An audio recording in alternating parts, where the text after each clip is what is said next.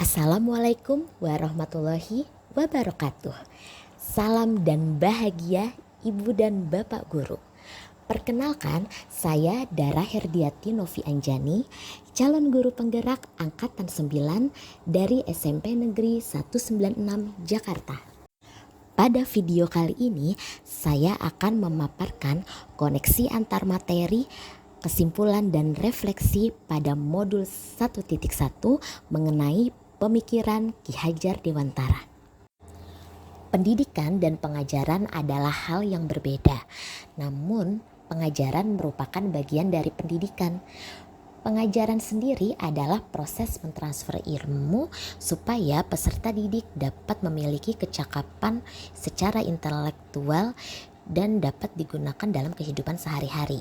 Sedangkan pendidikan adalah upaya menuntun terhadap segala kekuatan kodrat yang dimiliki oleh anak supaya mencapai keselamatan dan kebahagiaan setinggi-tingginya baik sebagai seorang manusia maupun anggota masyarakat.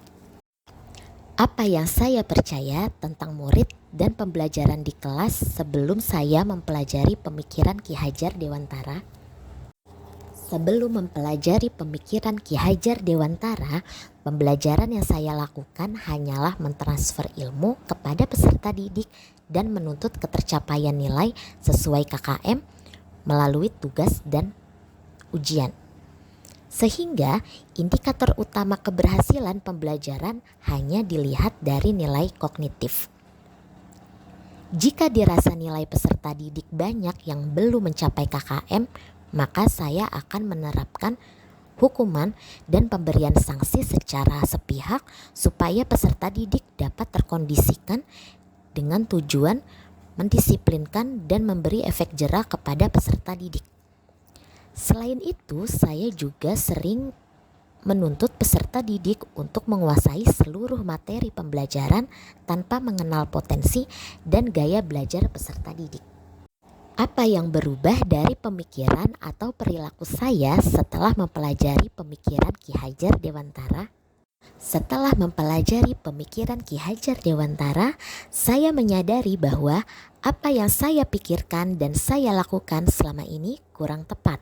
Sehingga sebagai guru, saya menyadari perlu ada perubahan paradigma dan perilaku yang dapat saya terapkan, antara lain melakukan penilaian secara menyeluruh baik dari aspek kognitif, afektif, psikomotor, spiritual, serta sosial dan budaya peserta didik. Agar tercipta suasana kelas yang kondusif untuk memudahkan target pembelajaran yang ingin dicapai, maka peserta didik dan guru harus bekerja sama untuk menciptakan pembelajaran efektif melalui kesepakatan kelas. Hal tersebut dapat diperkuat dengan guru memahami karakter peserta didik sesuai dengan kodrat alam dan kodrat zaman supaya guru dapat menerapkan pembelajaran yang berpusat pada murid. Apa yang dapat segera saya terapkan agar kelas saya mencerminkan pemikiran Ki Hajar Dewantara? Beberapa penerapan yang dapat saya lakukan adalah yang pertama, menuntun peserta didik untuk mengenal dan merefleksikan diri, supaya peserta didik dapat melihat dan mengenal serta melatih bakat yang dimilikinya. Hal tersebut juga dapat mempermudah guru untuk mengidentifikasi potensi dan gaya belajar yang sesuai oleh peserta didik tersebut. Hal kedua yang saya lakukan adalah membuat rancangan pembelajaran yang berpusat pada murid. Penerapan yang ketiga adalah membuat kesepakatan kelas yang dibuat oleh guru dan peserta didik. Dan yang keempat adalah menerapkan pembelajaran berdiferensiasi sesuai dengan kodrat alam dan kodrat zaman yang dimiliki oleh peserta didik. Sekian pemaparan dari saya mengenai koneksi antar materi, kesimpulan dan refleksi mengenai pemikiran Ki Hajar Dewantara. Tetap semangat dan salam guru penggerak. Wassalamualaikum warahmatullahi wabarakatuh.